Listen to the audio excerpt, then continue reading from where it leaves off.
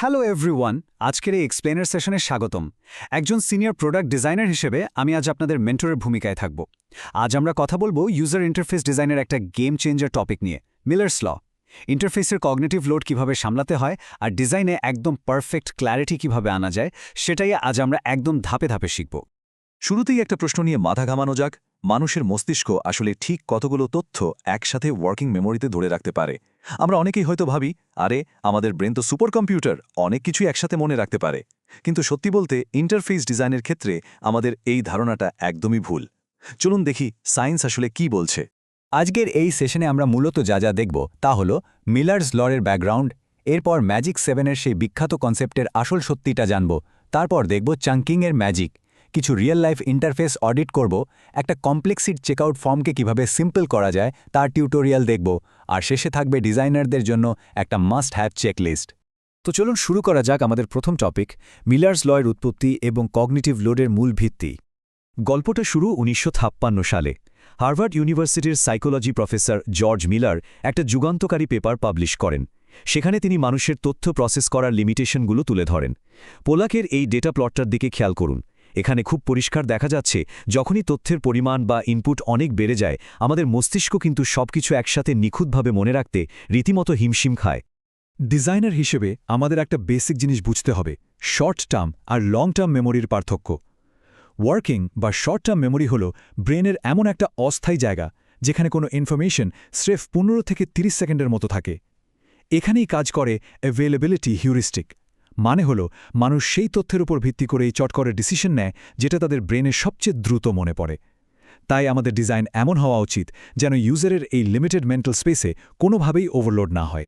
এবার আসি আমাদের দ্বিতীয় সেকশনে, ম্যাজিক 7-এর ভ্রান্ত ধারণা খণ্ডন এবং ডিজাইনের কিছু সূক্ষ্ম দিক। আমরা সবাই নিশ্চয়ই ম্যাজিক নাম্বার 7+or-2 এই নিয়মটার কথা শুনেছি, তাই না? সত্যি বলতে ডিজাইনের দুনিয়ায় এটা সম্ভবত সবচেয়ে বেশি ভুলভাবে ব্যাখ্যা করা একটা রুল। অনেকেই এই রুল দেখিয়ে বলেন যে কোনো ন্যাভিগেশন মেনুতে 7টির বেশি অপশন থাকা উচিত নয়। কিন্তু মিলার্স ল আসলে এমন কোনো কড়া নিয়ম বেঁধে দেয়নি। মেনুর কাজ হল ইউজারকে অপশনগুলো দেখে চিনতে সাহায্য করা, মুখস্থ করানো নয়। তাই লজিক্যাল হলে মেনুতে 7টার বেশি আইটেম রাখলেও কোনো সমস্যা নেই। বরং মজার ব্যাপার হল, কগনেটিভ সাইকোলজিস্ট নেলসন কোয়ানের আধুনিক গবেষণা একেবারে অন্য কথা বলছে। মানুষের ওয়ার্কিং মেমোরির আসল ক্যাপাসিটি আসলে 7 নয়, বরং 4-এর কাছাকাছি। জি, ঠিকই শুনেছেন, মাত্র 4। তার মানে আমাদের ব্রেন একসাথে মাত্র 4টির মতো বিষয় খুব ভালোভাবে মনে রাখতে পারে। এই ফ্যাক্টটা জানার পর ইন্টারফেস ডিজাইনের ক্ষেত্রে আমাদের কিন্তু আরও বেশি সতর্ক হতে হবে। এখানে আরেকটা কনফিউশন দূর করা দরকার। মিলার্স ল আর হিক্স ল কিন্তু এক জিনিস নয়। হিক্স ল মূলত কাজ করে চয়েস ওভারলোড বা সিদ্ধান্ত নেওয়ার সময় কমানো নিয়ে, যাতে ইউজারকে অনেক অপশন দিয়ে কনফিউজড না করে ফেলা হয়।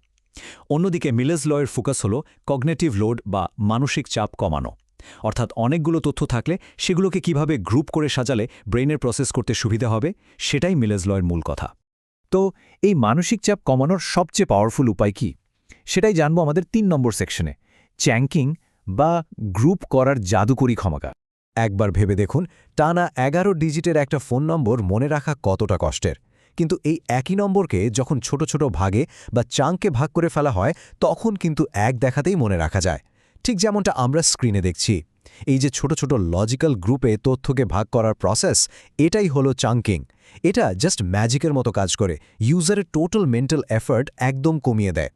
এখন প্রশ্ন হল, ডিজাইনে আমরা এই ইনফরমেশন চাঙ্কগুলো কিভাবে সাজাবো? খুব সিম্পল কিছু ভিজুয়াল কিউ ব্যবহার করে। যেমন বড় টেক্সটকে ভাঙার জন্য স্পষ্ট হেডিং আর সাবহেডিং দিন। প্যারাগ্রাফ 2-3 লাইনের বেশি বড় করবেন না।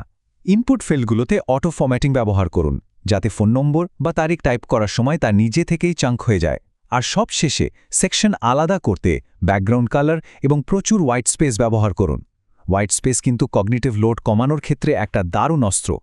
থিওরি তো অনেক হলো, এবার 4 নম্বর সেকশনে আমরা দেখব রিয়েল লাইফ ইন্টারফেস অডিট। চলুন দেখি বড় প্ল্যাটফর্মগুলো কিভাবে এই রুলস অ্যাপ্লাই করছে।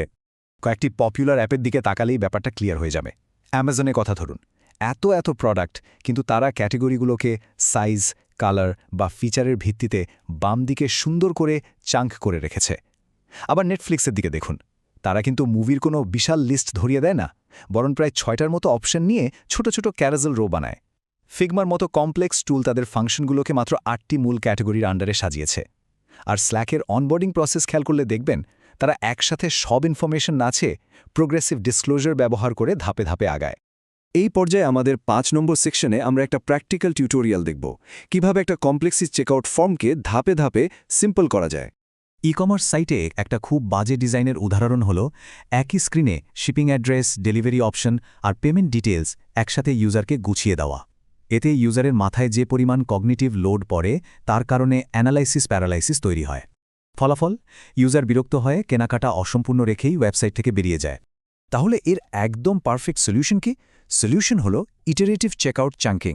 পুরো প্রসেসটাকে 3টা সিম্পল ধাপে ভেঙে ফেলুন। ফেজ 1, স্ক্রিনে শুধু delivery details. Phase 2, shipping method আর পেমেন্ট। আর ফেজ 3, একদম শেষে একটা ক্লিয়ার অর্ডার সামারি। এই যে প্রোগ্রেসিভ ডিসক্লোজার বা ধাপে ধাপে ইনফরমেশন নেওয়া, এতে ইউজারের মানসিক চাপ জিরোতে নেমে আসে এবং ট্রানজ্যাকশন সাকসেসফুল হওয়ার চান্স বহুগুণ বেড়ে যায়। আমরা একদম শেষ পর্যায়ে চলে এসেছি। 6 নম্বর সেকশনে থাকছে ইউআই ডিজাইনারদের জন্য একটা প্র্যাকটিক্যাল চেকলিস্ট। একজন দক্ষ ডিজাইনার হিসেবে ইন্টারফেসের স্পষ্টতা মূল্যায়নের জন্য সবসময় এই রুলসগুলো মাথায় রাখবেন। প্রথমত, যে কোনো কমপ্লেক্স ডেটাকে অর্থপূর্ণ ছোট ছোট চাঙ্কে ভাগ করে ফেলবেন। জটিল কোনো কাজের ফ্লো থাকলে সেখানে প্রোগ্রেসিভ ডিসক্লোজার ব্যবহার করবেন। রিলেটেড আইটেমগুলোকে একসাথে গ্রুপ করে হোয়াইট স্পেস দিয়ে আইসোলেট করে রাখবেন। মেনু বানানোর সময় 7টা আইটেম থাকতে হবে, এই লিমিটেশন মাথা থেকে ঝেড়ে ফেলবেন। আর অবশ্যই ইউজারের ডেটা এন্ট্রি চাপ কমাতে অটো ফরম্যাটিং নিশ্চিত করবেন। এই সিম্পল চেকলিস্টটাই আপনার ডিজাইনকে করে তুলবে অত্যন্ত স্বাচ্ছন্দ্যময়। আজকের এই মাস্টার ক্লাস শেষ করার আগে আপনাদের সবার জন্য একটা ভাবনার খোরাক রেখে যেতে চাই। যদি আধুনিক বিজ্ঞান প্রমাণ করেই থাকে যে আমাদের মন একসাথে খুব ভালোভাবে মাত্র 4টা জিনিসই মনে রাখতে পারে, তাহলে একবার ভেবে দেখুন তো আজই আমাদের কারেন্ট প্রজেক্টের ইন্টারফেস থেকে কোন অপ্রয়োজনীয় নয়েজ বা জঞ্জাল আমরা নির্দ্বিধায় ডিলিট করে দিতে পারি। এই প্রশ্নটার উত্তর খুঁজলেই হয়তো আমরা পেয়ে যাব আরও লিন, আরও ক্লিয়ার কিছু ডিজাইন। আজকের এই এক্সপ্লেনার সেশন এখানেই শেষ করছি। নতুন কিছু শেখার এই যাত্রা চলতেই থাকুক।